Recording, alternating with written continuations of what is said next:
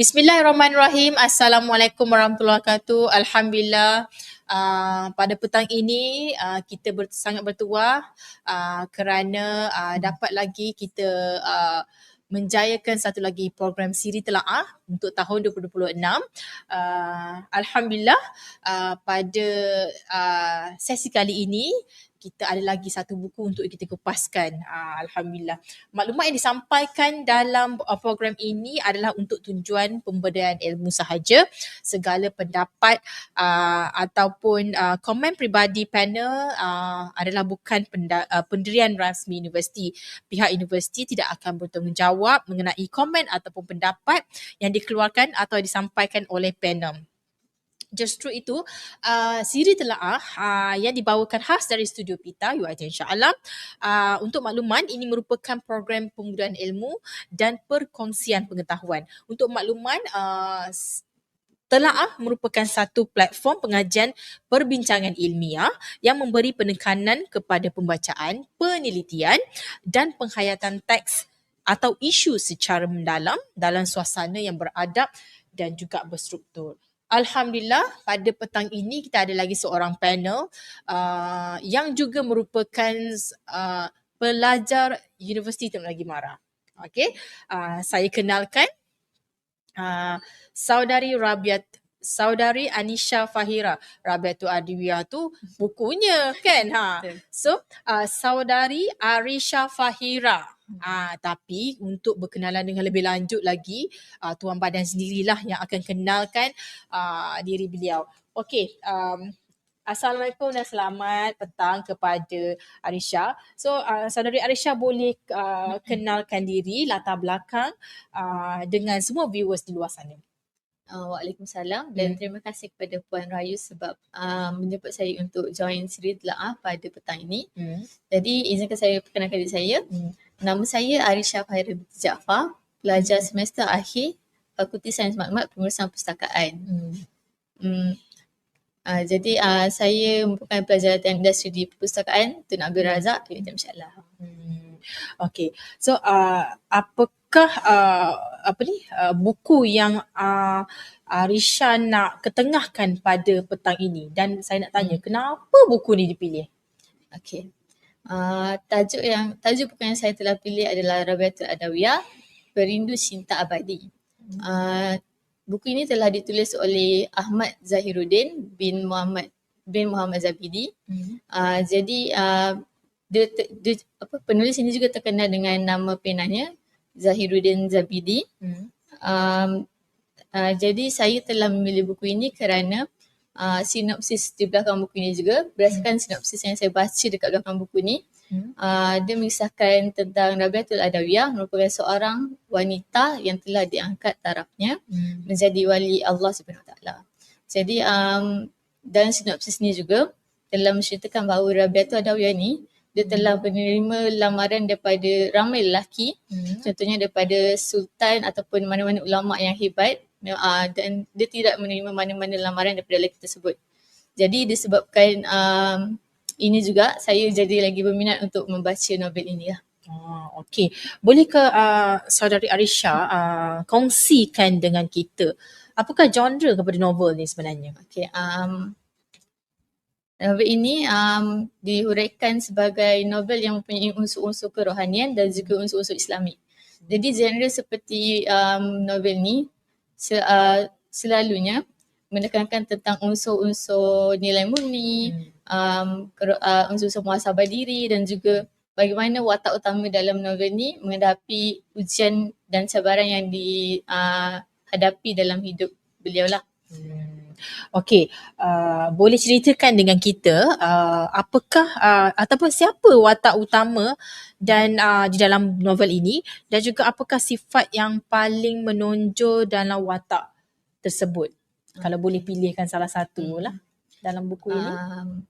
Berdasarkan apa yang saya baca, watak utama yang ada dalam novel ni adalah seperti yang kita boleh nampak lah dekat tajuk buku ni, Rabiatul Adawiyah.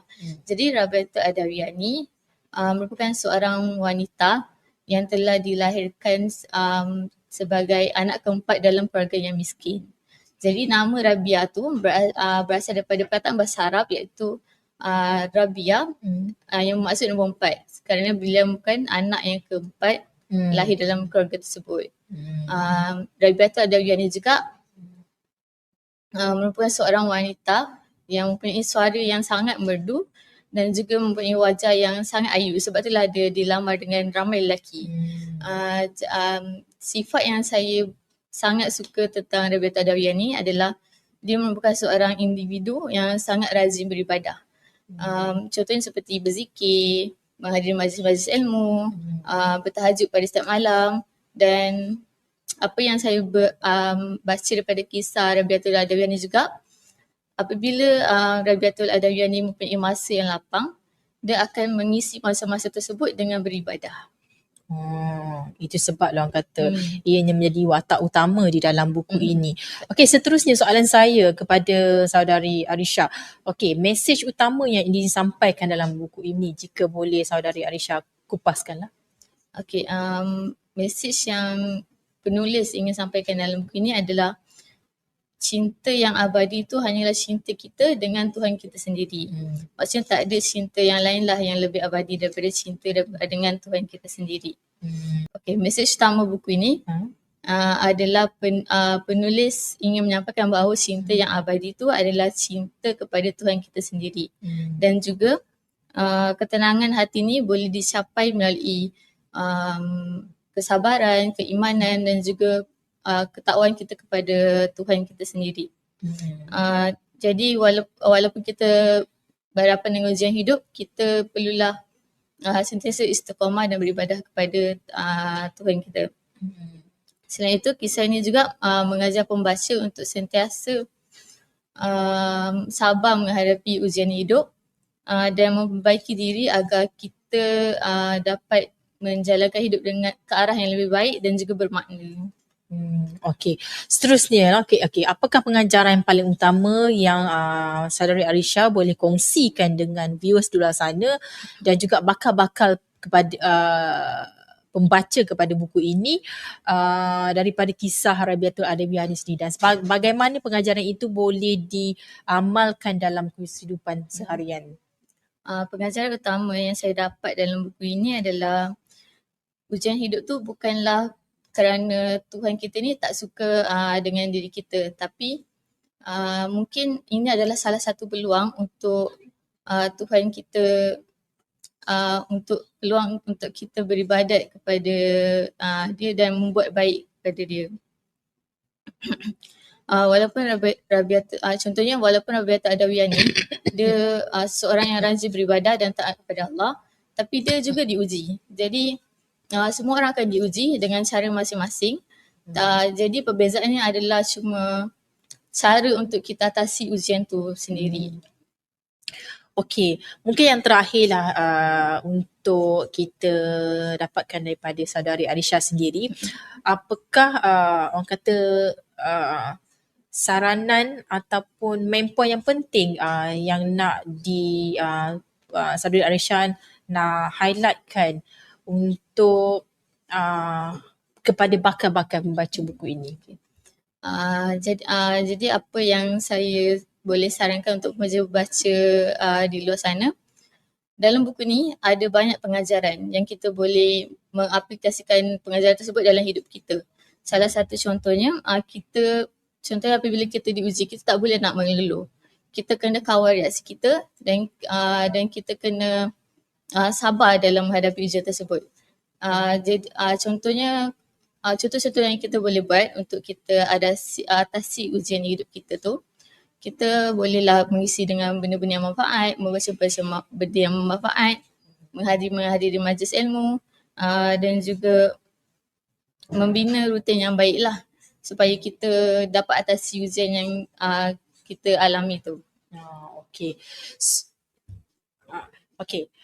Kalau kita tengok daripada penjelasan dan kupasan daripada saudari Arisha tadi, kita dapat tahu dalam buku Rabiatul Adawiyah ni sebenarnya syarat dengan pengajaran. Syarat dengan pengajaran dan rasanya ianya sangat sesuai ditelaah, dibaca oleh semua lapisan masyarakat. Genrenya tak semestinya pelajar sahaja kan. Betul. Cuma adakah bahasa yang digunakan mudah untuk difahami? Berdasarkan apa yang saya baca setakat ni, semua penulisan dia sangat mudah difahami dan sesuai untuk semua golongan umur.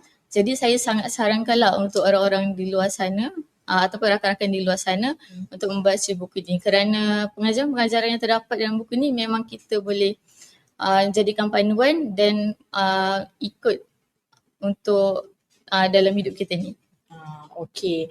So maka dengan kupasan yang terakhir daripada saudari Alisha tadi, maka berakhirlah sesi siri telaah kita pada kali ini untuk buku yang istimewa ini, iaitu Rabiatul Adawiyah. So jika nak dapatkan, kalau nak dapatkan buku ni, boleh datang ke Pustakaan Tun Abdul Razak 1, boleh pinjam saudari Alisha, boleh pergi datang dan pinjam mendapatkan buku ini. So baiklah, dengan itu maka berakhirlah sesi siri telaah pada kali ini. Saya ucapkan ribuan terima kasih pada saudari Alisha kerana sudi hadir dan memberi komitmen untuk orang kata menyelesaikan siri telaah, sesi telaah pada kali ini. InsyaAllah kita akan jumpa lagi pada sesi-sesi telaah pada masa hadapan. Selaku pihak penganjur, kami merakamkan jutaan terima kasih kepada panel yang kami jemput hari ini dan juga semua yang terlibat dan memberi komitmen kepada siri telaah pada kali ini. InsyaAllah kita akan jumpa lagi pada siri telaah yang akan datang. InsyaAllah. Assalamualaikum warahmatullahi wabarakatuh.